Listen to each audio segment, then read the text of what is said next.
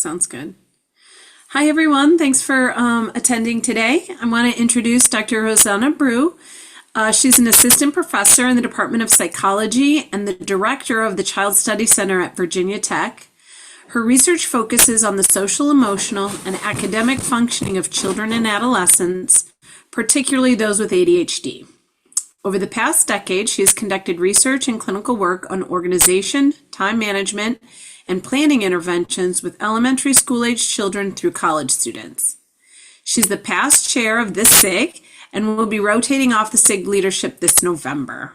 So please welcome Dr. Breaux. Thanks so much, Heather, and thanks to all of you for being here today. Yes, so as Heather said, I have been largely doing these strategies through various different interventions, particularly with neurodivergent children, adolescents, and emerging adults. But as I'll talk about in here, these strategies are relevant for all students. It's just that individuals with ADHD or learning differences or autism are more likely to have difficulty with these kind of higher order planning, executive functioning tasks. So to get us started, I just want everyone to take a moment and think about how or when or maybe if you were actually taught how to organize materials or how to manage your time or how to break up tasks and plan for things you have to do. Maybe some of you had parents or a teacher in elementary school who was really good at this.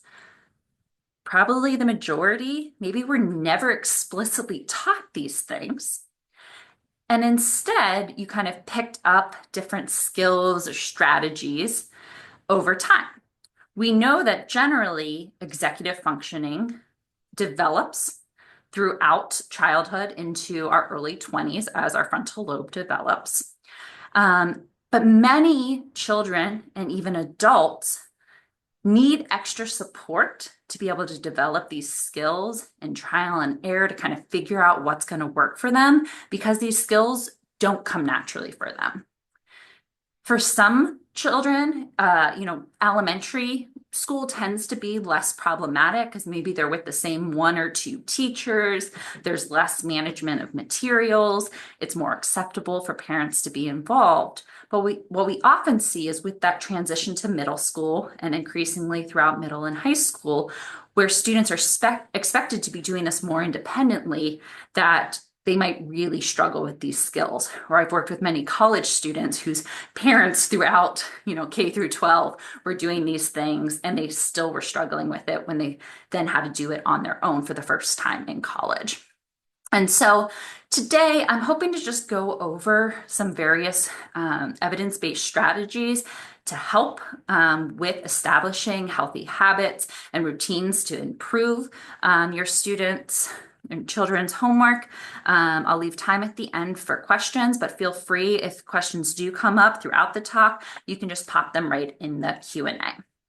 I saw that there was one question already, so I just want to acknowledge that right now, that the recording will be posted on the Parenting and Families SIG website and on the YouTube with all of the other recordings from our parenting webinar series. We also will be sending out the slides from today's talk for all the people who registered to be here after the talk today. So for those who are watching the recording, those will be available as well. And for those of you who are here, don't feel like you need to be taking note of every single thing that's on the slides because they will be sent to you afterwards. All right.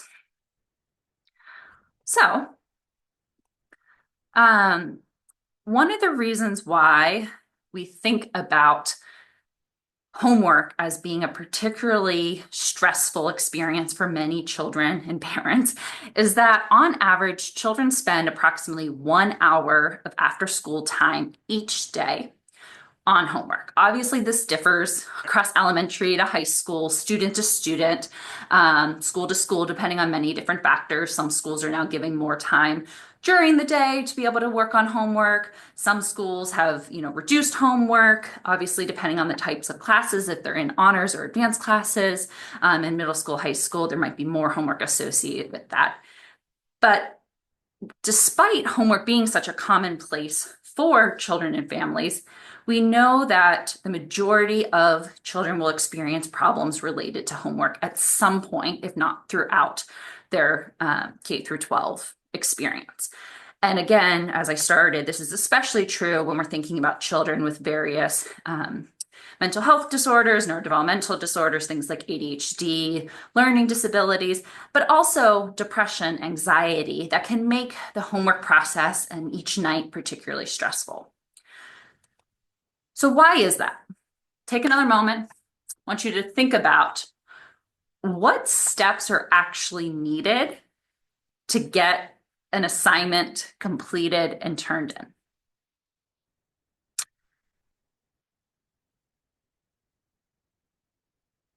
Oftentimes, there are way more steps than we realize that are part of the homework completion cycle. So if you think about it, and you start up at this top here, from a teacher assigning the work, be it online, saying it verbally, putting it on the board, to actually having the student turn in that homework assignment at the end. They need to make sure that they know what the assignment is, either recording it accurately or knowing that they have to go check online for what their homework is. They need to make sure that they have the materials. This is a common issue now with, oh, well, I know I can just find out what my homework is online, but if they then don't bring home the book or the worksheet that they need, they can't actually do the homework even once they find out what it is. Then there needs to be time and a plan in place to actually be able to complete the homework. While they're trying to do the homework, they need to be able to manage their time effectively and stay focused on doing the work and not get distracted or frustrated to the point that they're able to not finish it. And then once it is finished, they need to actually bring the materials back to school, which that can be a challenge for many students. And then even if they bring it back to school, remembering to turn it in can be a challenge. Or this thing still translates for students who are submitting things online. I cannot tell you how many times I've heard students say, oh yeah, I completed it. I thought I uploaded it to Canvas or Google Classroom or Blackboard, whatever online system they're using, but they maybe uploaded it and then forgot to hit submit, or they did it and they just forgot to turn it in. And so just because things are moving online does not mean that these same issues do not still come up for many students.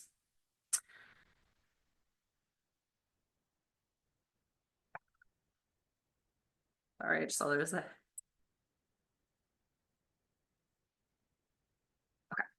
And so there's a lot of places throughout this cycle where things can go wrong. Typically, when we're working with students individually as psychologists on these things, there's often issues in multiple steps. For your child, it might be that one or two of these tends to be more problematic. But the hope is that, in elementary school and middle school, we can be identifying where some of these problems are and coming up with strategies to help solve these and working with our child to help build that independence. I always talk about parents as being the external frontal lobe until your child's frontal lobe has finished developing. And so you need to help them with these organization, time management, planning skills, and provide that support until they're able to do it themselves. And when that is, might be different for each child. For some, they're able to do it largely independently by middle school. For many, especially neurodivergent individuals, they're continuing to need support throughout high school. If you're lucky enough that you have one or more children who don't have difficulties in completing any of these steps, these strategies are still useful. The goal then becomes to help them use efficient and effective homework practices like the ones we're going to be discussing to prevent problems from developing, and help them, be able to perform to their fullest potential, or maybe help reduce time and burden that you need to be spending with them so that you can spend time and energy on maybe one of your other children who does need more support.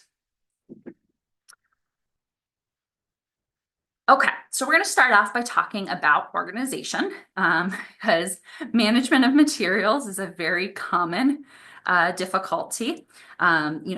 We know that for young children, misplacing things that they need, or forgetting to bring stuff in or returning it to school often is an issue, be it homework, be it permission slips, or other things. And so we're going to talk about some basic organizational systems. At the end of the talk today, I'm also going to be talking about some general healthy homework habits related to organization within the home environment that help with effective and efficient homework completion. All right, so the first one is probably the most tried and true. Somebody has probably had you do this at some point in your life, the two-pocket folder. However, many people do not use folders effectively. And so I'm going to talk about some really simple tweaks or changes you can make to help make the two-pocket folder more effective for your child. So in an ideal world, you could have one folder, particularly for elementary school children, that the left side, is things that need to be taken home. Right side is things that need to be returned to school. On the side, I have it as homework, but this could also be other things, permission slips, being allowed to, or signing a form or something that needs to be returned to the school, or other handouts that might be relevant. To be clear, other class-related materials or notes, worksheets, the things that are not being taken back and forth should not go into the two-pocket folder. Really, the two-pocket folder is for homeschool homework and things that need to be returned. So this could be if you have a child who has what's called a daily report card. It's a behavioral strategy often used to improve homeschool communication. That might go in here as well, but typically we're focusing just on homework. If you have an older student, like in high school, they might end up needing more than one, and so they might have a different color folder, one for each class. So here you see two different examples for the younger kids that could be used where they only have one folder. Again, you might want to think about having multiple folders, potentially color coding them to match either their book or their binder, whatever it is to help with organization. And we'll talk about binder organization systems in a minute for older children. One of the things that I think is really nice about the color coding is that if they use Microsoft Teams or if they use Google or some online platform, they can use the same color coding system online as with their physical materials. Or same thing, like when they're working on tasks or using a physical planner, they can either electronic or physical planner, they can use the same colors to help build associations and awareness for time that they're spending on particular tasks or things that they're doing for particular subjects based off of that color system. It also makes it really easy for you to be able to be like, okay, I know every Tuesday you have to do math homework because it's due every Wednesday. So math is blue, grab the math folder. And you can kind of quickly see whether or not it's there or not. When we think about binder organization systems, there really is no one right way to organize school materials. I'm going to touch on 3 different common ways and discuss kind of which age groups or which types of students these different approaches might be best for. But you know your child best. And it might be that you need to use different systems at different times in their lives based off of, the expectations for a given teacher in a given year or what materials that teacher uses. Or it might also have to change as they developmentally build different skills over time. So starting with kind of the simplest, which is the accordion binder. This is particularly helpful for younger children as it eliminates the 3 rings that are present in traditional binders, which makes it much easier and quicker to move papers in and out of the various sections. And they don't need to have a 3-hole punch with them or deal with, finding which section and flipping to it. They can just slip it right in. And so this is typically what we recommend for elementary school age students. This can help them learn and build those organization skills. You can see in this picture the nice example of having the different colors. And And what's also really nice about accordion binders is that typically you can slip one of those two pocket folders right into the front of those, and they fit right in. And so you can have everything cleanly in one place. Um, the way that we recommend setting up an accordion binder is that the first one should be that two pocket folder. Or if you want to reduce having the two pocket folder, you could potentially do the first tab as to do and the second tab is hand in. So if it doesn't fit, that could be an alternative to that approach. And then after that, you would have one tab per class or subject that the student is in. You can also typically put like one of those pencil pouches that, or a zipper pouch that has pens, pencils, colors, markers, or highlighters in there so that it's all in one place. And it makes it really easy. They know kind of after each class or at the end of the day, everything goes into its spot in the one place, and that's what goes into the backpack. And it removes the need for having to manage multiple different materials outside of the potential for like workbooks or other things. In terms of the 3-ring binder for managing class materials, this is typically what would be used more definitely by high school and for some as you transition into that middle school period. Again, in middle school, ideally, you're going to have it as one, but for older students by like high school, 1, even 3-inch binders, often not enough space to hold everything.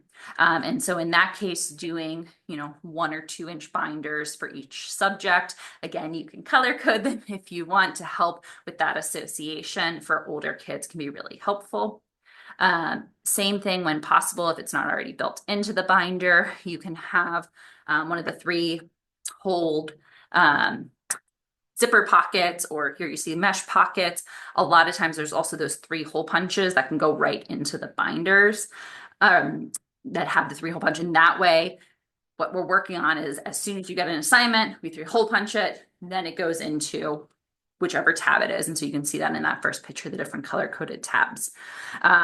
This way we're preventing what so often happens, that the piece of paper gets crumpled up or is, folded in the bottom, or they know that they put it in, but they're not sure where it is, and they're having to rifle through the entire binder or through their entire backpack to try to find the materials. What can be nice is within the binder, kind of on the first thing, you can do like a step-by-step reminder to help them visualize or think through like what they need to do to keep track of everything. If you have a student who struggles a little less with organization, thinking through and working with them on what's going to be best if they have those smaller notebooks. Do they want to have like loose leaf paper in there? Do they want to have just a binder where they put worksheets and handouts, but then they're going to be taking their notes on their Chromebook or whatever it is? And that's where like this isn't a one size fits all, because each class might be different. And so that's what can make it overwhelming if you have a child who has a lot of different materials with it. I will note just briefly before I wrap up the organization section that if you have a child who has a 504 plan or individualized education plan, one of the common accommodations or things that you can ask for is being able to have a second copy of workbooks or textbooks at home. And that can really help reduce some of this management of materials and organization if you're only focusing on specific handouts or specific things that are being given in your notes, rather than needing to also think about which book do I need to bring home to complete my assignment. Okay, so just putting it all together related to organization systems. In general, after you've developed an organization system that you want to use, if you can, post visual reminders. This could be a note card pinned inside of their backpack or a paper inside of the cover of their binder to help remember where materials go and walking them through those steps until it becomes kind of automated and they're able to do it on their own. This is a great way then for them to go step by step to check to make sure they have everything they need at the end of that class, at the end of the day. For some younger children, both with or without formal accommodations. Teachers sometimes give those verbal reminders, or you can have what's called a homework buddy, where another student in the class can help them kind of check through and make sure that they have what they need before they leave for the day. If your child's homework is still not coming home consistently, my biggest piece of advice is talk to your child's teacher. See what they're currently doing, see if they have recommendations or strategies. Ask about things like the buddy system, or, if right now they're doing it verbally, could there be a way that the teacher also has visual reminders? So thinking through different problem-solving strategies, but working collaboratively with the teacher if the things you're trying on your own aren't seeming to be effective. Second is to think of yourself as that external frontal lobe. You need to be helping coach and model with your child, cleaning out their binders and their book bags. Early on, this might be doing this every day after school, or at least at a minimum, I would say you need to be checking once a week. Often we do this on a Saturday or Sunday to help prepare for school in the week ahead. For example, you might need to early on, if you're first teaching this, say things like, let's go through your binder, your backpack, and then you're going to go paper by paper or section by section in that binder, either accordion or 3-ring binder, and have them correctly file anything that's in the wrong place or throw out the things that they don't need. Or there might be a box or a place where you keep papers at home that you might need, but they don't need to be going back and forth between school and home. After you kind of done that a couple times with them, where you're really coaching and helping them with it, you're going to move to maybe giving them the prompts or the reminders to do this, and kind of fading yourself out. For some, that might happen in a couple of weeks. For others, you might be doing that for a couple of years to help them consistently with doing that.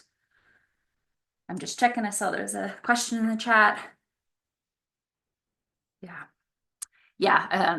The comment about the second set of materials. This is a really common one, and if your child has an IEP, it's definitely worth at your annual meeting to ask for that, because it's not an unreasonable thing. And even for things that are online, sometimes for students who have that accommodation, teachers can then post it online as well. And so if your child forgets to bring it home, you do have that backup. I will say, especially for older, like high schoolers, you might still want them to try to do it themselves. And the second set of materials is a backup, because again, our goal is to move to independence so that they can be independent either in work or college, where they're not needing to rely fully on those accommodations. All right. And the next thing that I guess I didn't really talk on this yet, but I just wanted to note that for some children, just getting verbal praise or positive attention from you of saying like, great job, remember your homework, or sticking to your organization system, that might be enough.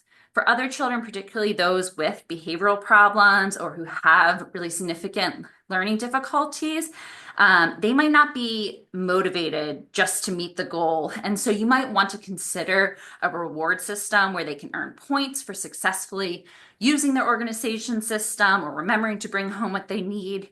If you already have part of a, token economy or, sticker chart, whatever you might be doing with your child, this can be a way that you build it in, and they can earn privileges like extra screen time, or being able to pick a movie for movie night, or picking what snack they get to put in lunch the next day. And so this is something to really think about. We use this a lot with students with ADHD or other behavioral concerns, because they tend to struggle both with motivation, but also with neurological deficits that might make these skills particularly challenging. In fact, we know that neurodivergent individuals tend to lag about 3 years behind their peers with these organization, time management, and planning skills. Finally, I just want to note, while the systems that I just described quickly are evidence-based, and they do tend to work for most students, it is possible that your child might still struggle with implementing them. And so again, if the homework is still not getting turned in, try to problem solve and revise the system.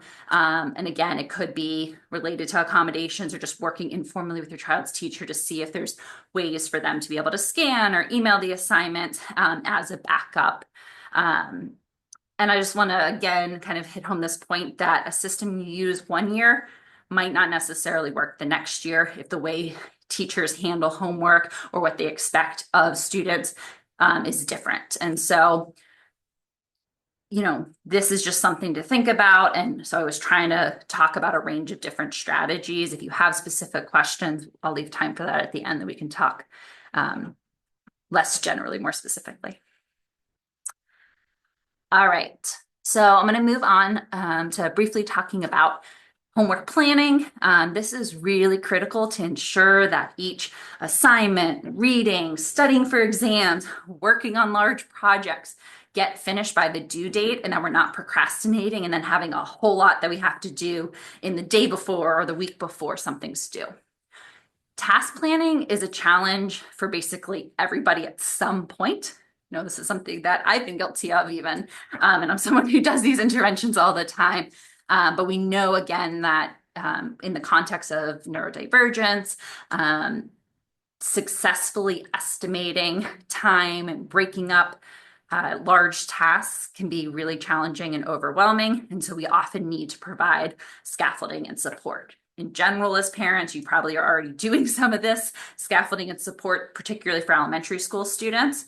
But I'm just going to walk us through some of the steps for how you can help build a homework plan. And again, this is with the goal of helping build independence so that they can learn how to plan and break up tasks on their own.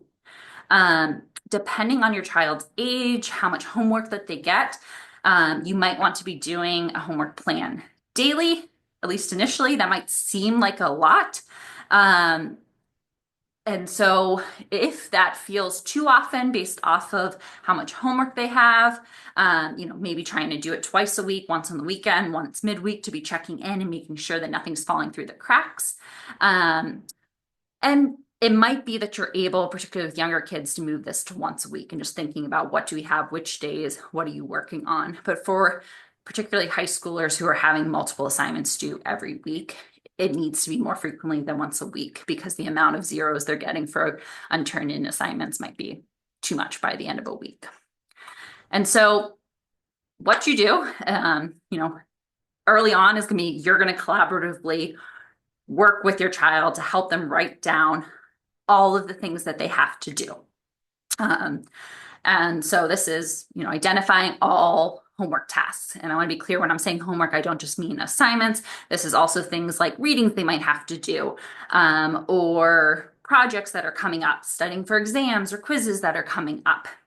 And this is going to help ensure that every task has time built into the schedule to be completed.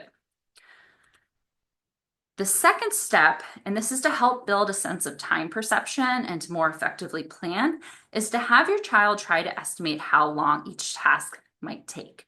You as the parent might need to help be realistic or remind them in the past, in the past, you said this was only going to take 15 minutes, and then, we had to rush to dance class and you weren't done with it, and then you didn't want to do it when you came home because you were tired. So maybe we need to leave more like 30 minutes or 45 minutes. And if you end early, great, you get time to relax before we go to dance. But maybe we need to plan for a little bit more time.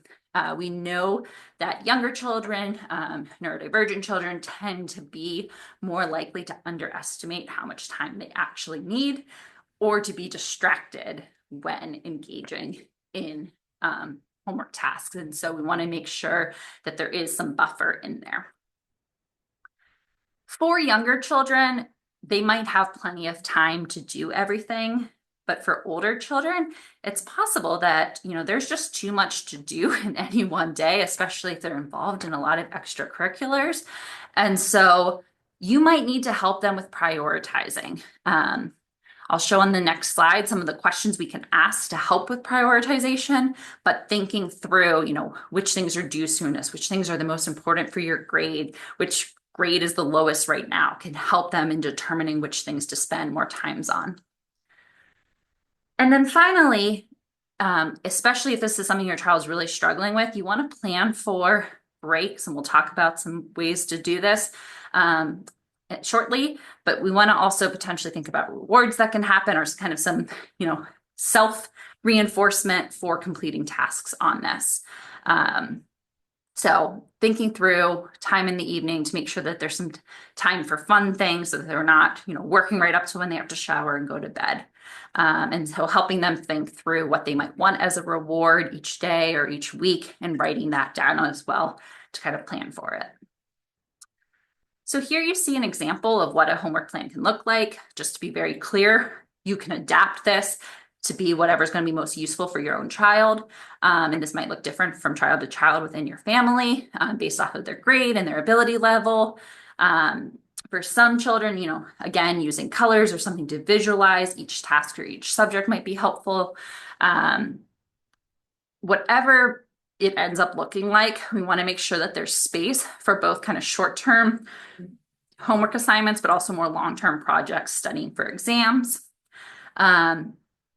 You also can, if you want, to leave time for things that might need to get done related to extracurricular sports, things like that, that are more global to-dos, but that need to be on here. So like practicing a musical instrument, even if it's not officially assigned for their band class or their orchestra, it's still something that we want to encourage. And so you can put that on here as well. Once you have the completed list with all the things, then you can prioritize it. So sometimes, you can type these all up on a computer and then they can actually write them in the order. Or if you have them just write them in, you can then put like a 1, 2, 3, 4 in whatever order you have them and just number it to indicate. I've also sometimes worked with kids who will use a color system of like stoplight colors, red, yellow, green. Red meaning this is urgent and needs to be done right away. Yellow meaning like this is coming up and needs to be done soon, or this is in a class that I'm really struggling with grade-wise, and so I want to make sure that I prioritize it. Green meaning like good to be done, but not urgent, not an immediate thing. And so if you're doing this a couple times a week, you're able to update it and see as the week goes on, if that task is still remaining there, then it needs to be bumped up from green to yellow or yellow to red. So again, these are some of the questions that you can be asking, what tasks are due soonest, what tasks are easiest to start on. Sometimes, especially with kids who struggle with motivation, just getting started is really important. And so doing the easiest thing first so that they're like, yes, I got this. They can get that reinforcement from the break before jumping to harder things.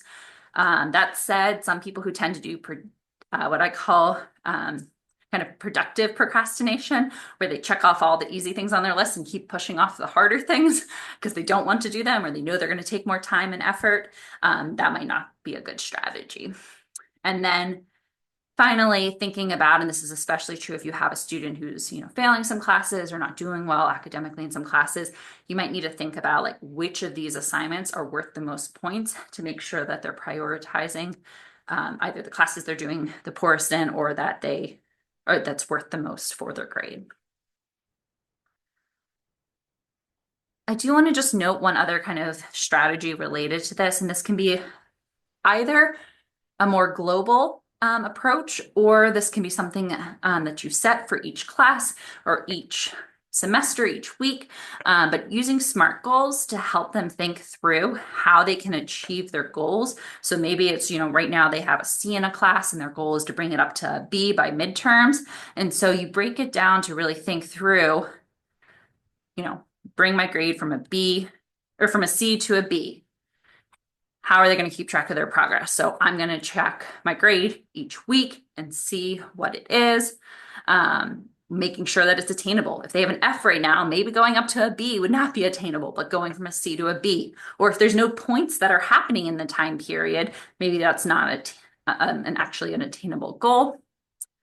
Having them think through how this helps them. For some children or adolescents, what helps them might be getting you off their back so that they're not nagging you, or so that you're not nagging them. It could be that like they do find like, I don't want to be doing poorly, or this could negatively impact me for getting into college. You know your child best and thinking through, but you might need to help them think through how it's going to personally help them. Maybe they've lost privileges because they're failing a class or something like that, and be like, this will get me access back to my phone, or being able to play video games during the week, whatever it is.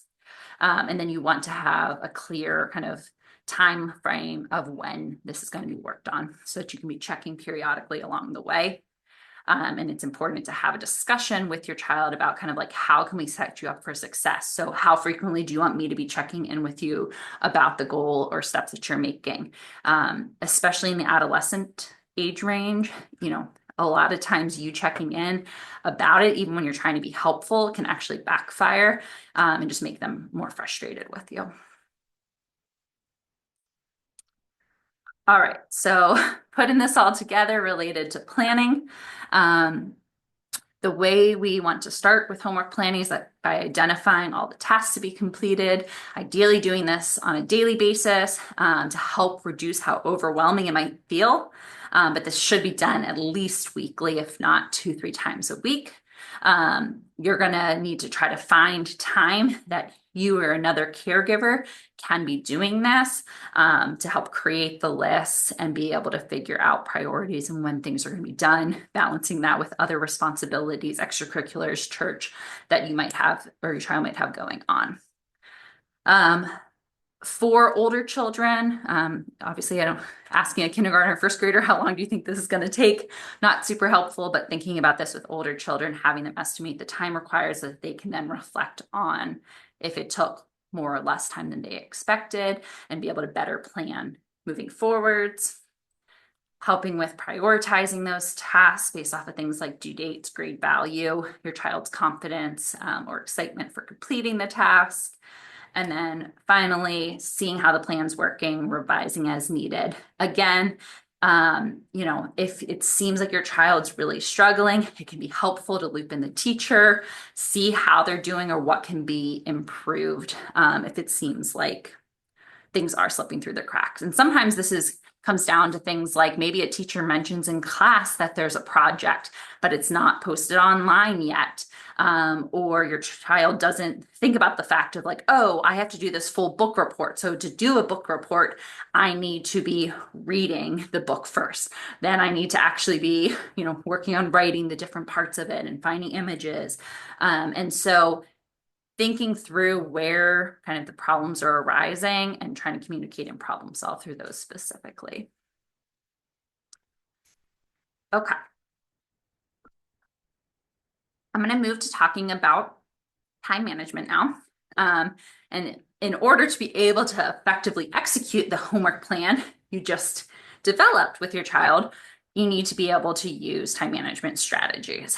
I typically think of time management more as time awareness as well as self-management, because if we can't manage time, we can't manage how we behave in certain periods of time. And so I'm going to talk through some guidelines for how we can help our children better manage their behaviors within a certain period of time. I think first and foremost, what's important is redefining what we mean by a task. And so oftentimes when we talk about tasks or to-dos, what we put on our to-do list is this really big task, like finish all your homework. Well, that's actually a whole lot of small tasks and can feel really overwhelming for children and adolescents. And so helping them break this down to feel more manageable and better to match a child's attention ability and work demands is really important. So how do we finish your homework into a smaller task? Maybe we make it finish your math homework. That's a lot better. But depending on your child, that might still seem too large, particularly if they really struggle with math and will feel discouraged trying to do an entire worksheet. And so maybe we need to break that even further. Maybe we break it into 5 or 10-minute chunks of work on your math homework for 10 minutes. And maybe you decide we're going to do 3 of those, or we're going to do 4 of those, and you get done what you get done in that, to help build up that confidence of being able to do it and be able to sit and focus for a longer period of time. Obviously, if we're talking about an 11th grader, they can do more than 5 minutes, but thinking about their age, I'll give some rules of thumb for periods of time in a few slides based off of the age of your child. I want to do one more example just to kind of help put this into perspective rather than being about homework. Maybe it's for a more long-term assignment or project. So maybe that's, write an essay related to the book you read. Writing an essay is a really big task, even if it's only a 2-3 page essay. Getting started can be really frustrated. And so thinking about how we can break that up to make our expectations much more manageable is really important. So maybe a smaller task we can do is just write the first paragraph, right? That will feel a lot more manageable. Think through, what is my main idea that I want to be talking about in this essay? And for many children, this might be enough of breaking up. Again, if someone has a learning disability, if someone is neurodivergent, this still might be too big. And so maybe we need to make it even smaller. Maybe it's, let's write the opening sentence of that first paragraph. Again, depending on the age of your child, what that is might look a little different. One of the things you can think through is think of a homework assignment or have your child think of a homework assignment that they're really not looking forward to, and then work with them on how can you break it down to the smallest possible task that feels easy enough to get started. Because again, once we have some success, it's easier to keep that momentum going. One of the strategies that can be really helpful with this is using timers related to it. Many adults are familiar with what's called the Pomodoro technique. This is kind of a self-management time awareness strategy, but it helps with when you're breaking up tasks into these more manageable time chunks to be able to reinforce working for short periods of time and then getting a short break, kind of checking off that thing, hopefully, sharing progress perhaps with you as a parent verbally. And then you typically will do this for a couple cycles and often will either be entirely done after 4 cycles or take a longer break after 4 cycles. As you can see on the screen right now, the length of time that children should be expected to work before taking a break depends on their age and also the type of work they're doing. So if there's a particularly challenging subject for them, 10, 15 minutes for an elementary school student might be too long. So maybe we're thinking more in that 5 to 10 minute range. Whereas as kids get older, middle schoolers, high schoolers, they can work more in that 20 to 30 minute range before they need to take a break. To be very clear, we are talking about short breaks. We're thinking like 5-minute breaks after each of these work periods. And one of the things that can be really helpful with this is using a visual timer to help them see, both while working on schoolwork and during those breaks, how much time they have left. This can help with children who have difficulties with time perception, but it also takes some of that burden off of you as the parents to be giving those reminders and telling them when their break's done, because they can see it right there with the timer. There's lots of different ways to do this. There's the time timers, there's, the physical kitchen timers, there are electronic ones, there are ones on YouTube. I'm not going to play this full 5 minutes, but I will show it once it appears, that are like 5-minute break songs that have fun visuals and things that you can have on a screen for your child during the break.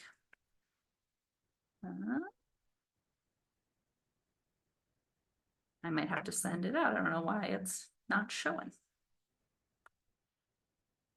Okay, I will send it out with the slides. It might be that you encourage a movement break, so it could be that it's just stretching and walking around. These can be, helpful to turn off their thinking brain and get some pent up energy, especially if they are kind of getting restless while sitting there for that 10, 15 minutes. Basically this is engaging in some sort of stretch or activity that feels good for them. Typically, we don't want them to be going to use electronics or use something else that's going to be hard for them to then stop the break. And so planning for like quick snack breaks. And so they might even have some different snack options that they can just easily grab during those breaks. Or it could be that they use the movement break to go and walk. And so helping your child think through what they can do during these 5-minute breaks is really important, because probably the thing that I get asked the most from parents is like, well, how do I make sure my child gets back to taking the break? Because that transition is so hard. And it does take some time. And especially with younger kids, you might need to be there and be active. Okay. So I see some questions. Time expectation for college age students who have ADHD. So the Pomodoro technique, which is for adults and can still work with neurodivergent adults, is about 25 minutes on, 5 minutes off. And then you can typically do 4 of those again before you take a longer break. So it'd be about a 2-hour period with 25 on, 5 off, 25 on, 5 off, 25 on, 5 off, 25 on, and then either being done or taking more like a half-hour break at that point. And then in terms of breaks, for kids who love to read, is that not a great break? So I would say if they really love to read, and especially if there's someone who's reading a novel, like that can be really hard because most books that are chapter books, you can't even read a chapter in 5 minutes. If we're talking about younger kids, where you could read a chapter, I think that could be okay, especially if that is something that's really enjoyable and reinforcing for them. For some, that's just going to feel like more schoolwork. So you need to think about your child, their level of reading, and is this something that realistically can be done in 5 minutes? Again, the 5 minutes isn't like you can set the visual timer, but like if they're reading and they're like, I'm on the last page, you don't have to be like, no, stop right now. But that can become a slippery slope. And so if you know that your child tends to negotiate or tends to push the boundaries on how long they take, you might want to be careful with the reading. All right. So getting towards the end, I want to make sure we have time for questions. Just briefly summarizing the different time management strategies. Really first and foremost is working on breaking down items that need to be done in that homework planner into manageable steps. For some children, saying do your math worksheet is small enough, but for many, it might be that you need to say do 5 math problems or do the front side of the worksheet, and then you take a break, and then they're going to do the back side of the worksheet. Helping with that, giving verbal praise, helping them have that break to reinforce once that task is complete. Again, we want to avoid breaks that are going to be too distracting. Things like video games are a pretty clear no-no. Even getting on the phone can be a really slippery slope because YouTube videos or other things, social media can become a quick portal and time suck that an hour and a half has passed if you're not there watching them. So again, setting that timer, making it enjoyable, but not something too distracting. Particularly for younger kids, make sure you are providing that praise, especially, if there's someone who's struggling with doing homework or motivation. Focus on positive attention for progress. Great job sitting for 5 minutes and focusing on your math homework. I know that's hard for you, and I'm so proud of you.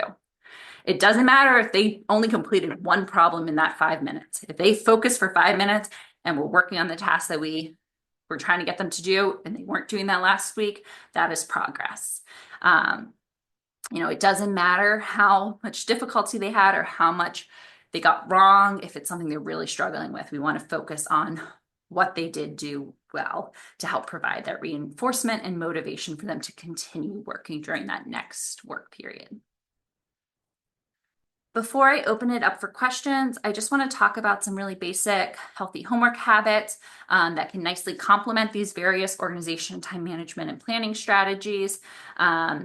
These are really important for kids who struggle with those areas, but are just critical but are just helpful in general to kind of prevent problems from arising with homework. So first and foremost is trying to have really clear expectations set up. We're about a month into the school year for many, or a couple of weeks into the school year for many families right now. And so you've seen how things have been going or what issues might have arisen. And so if you have upcoming parent-teacher meetings, talking to your child's teachers to think about how are they going to communicate about homeworks and exams. Are there expectations that the teachers have in terms of how much time they should be spending each night or each week on homework? Sometimes when you have that conversation with teachers, they might be like, oh, yeah, they're probably getting about 30 minutes of homework a night. And then you're like, oh, no, this is taking my child 2, 3 hours, and it's a huge problem every night. This can be a really important and helpful conversation to have with your child's teacher to understand, why is it that there is learning issues in a particular area? Is it because of distractions, because of behavioral meltdowns or things that are going on? Additionally, as much as possible, it's helpful to establish a routine with kind of clear expectations around homework. Providing structure and kind of a day-to-day routine can be really helpful for them to know, like, all right, I'm going to come home, I'm going to have a snack and a short break before I jump into, focusing on my homework. Generally, I kind of give a rule of thumb of when possible, we shouldn't be starting homework later than 5 p.m. Although I am very realistic and recognize, depending on what your child's extracurricular or after school activities are on a various day, they might not be home and often aren't home by 5 p.m. And so you can't start until much later, particularly for high schoolers. But even with preschool, elementary school age children, if you have something that's 4 to 5:30, and then you have to get home, you might not be able to do that. What I recommend in that case is you might need to have two different routines, one for the days when they have extracurricular activities and one for the days when they come straight home. But again, kind of having these clear expectations, having routine, and trying to be as consistent as possible. Obviously, there are going to be days or exceptions where things come up, but we want to try to keep that consistency so that it's not a battle every day. Related to this, ideally having some sort of workspace where they know, like, here's where I go to do my homework. And when possible, having that in a place with minimal distractions, and particularly for younger kids, in a place where you can at least be available to monitor or ask questions. So this could be something like a kitchen table or a dining room table. If you have a designated desk or work area, great, but many families don't have that. The big thing to think about or keep in mind is, if you're doing this in like a family room where there might be toys or a TV nearby or a sibling who's playing, that can make it really distracting. For some kids, they're able to do this in their room and you have them keep the door open. If they're in a place that is kind of not in a shared common room, it can make it a lot harder for you as the parent because you need to go in to be checking periodically. But depending on the age of your child and their level of needs for support, that might be okay as well.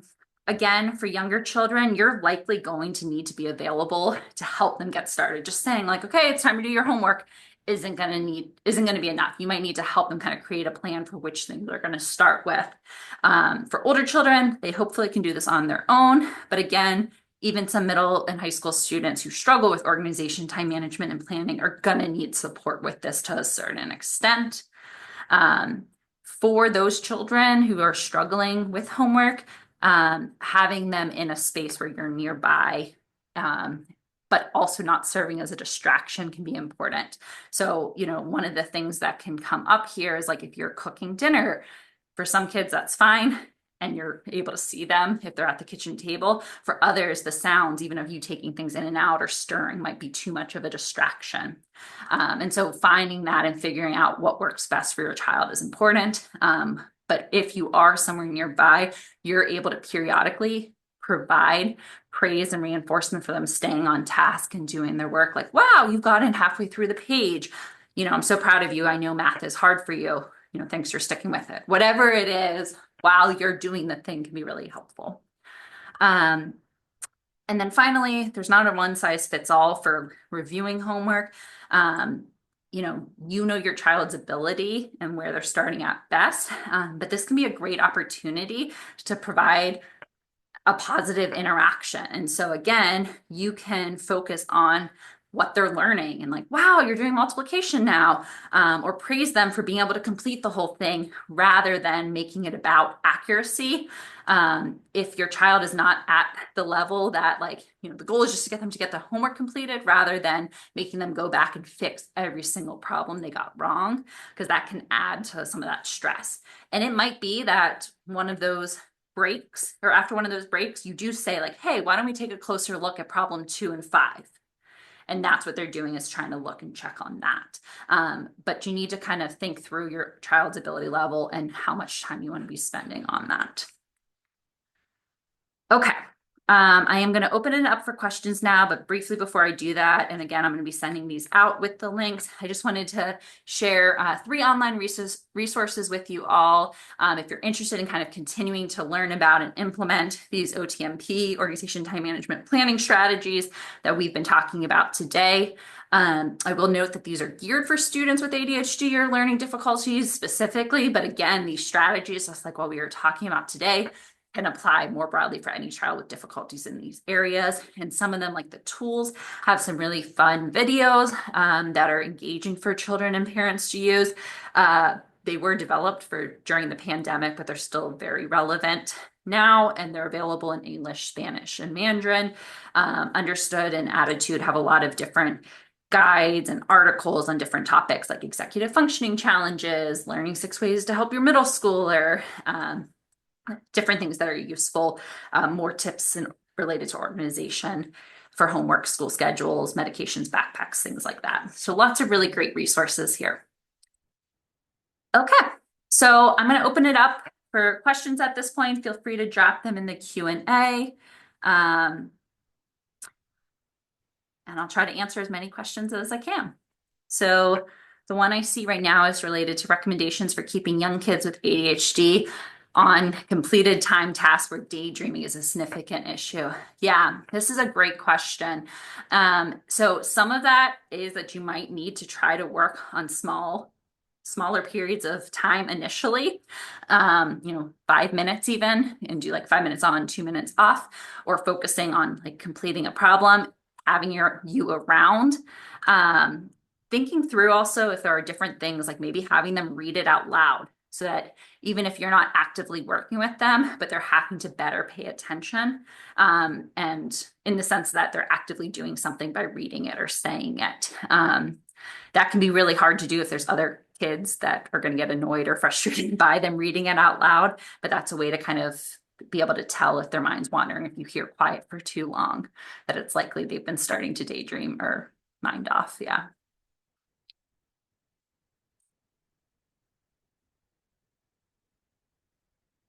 Probably have time for a couple more questions if there are any.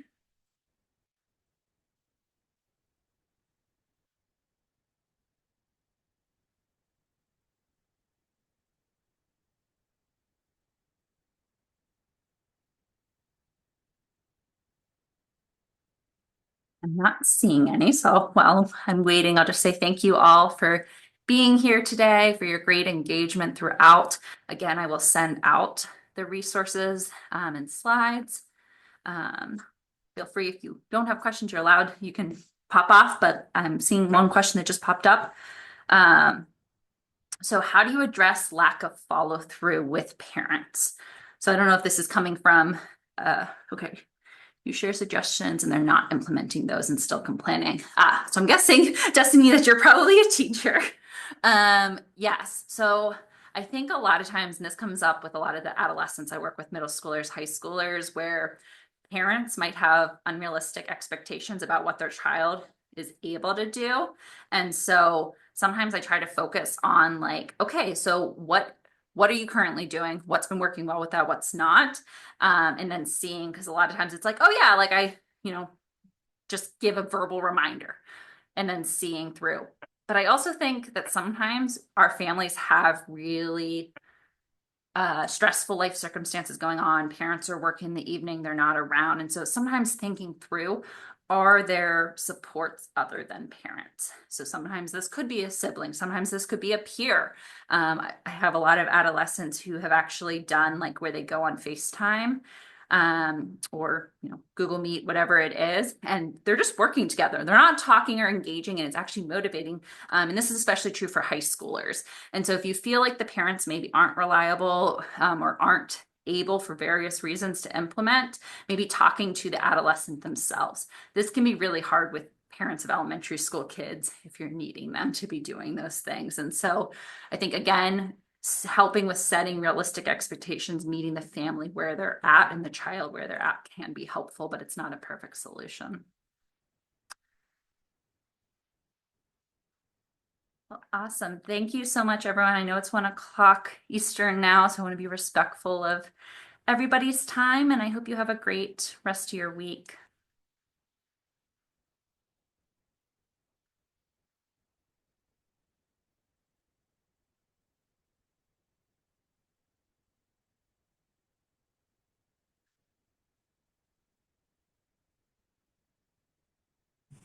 Great job. Very helpful. All right. I'm going to end the Sounds webinar good. at this point. Yep. There's a couple people still there. I was just seeing if there's anyone else that had questions, but all right. Well, nice seeing you. Have a good rest of your day.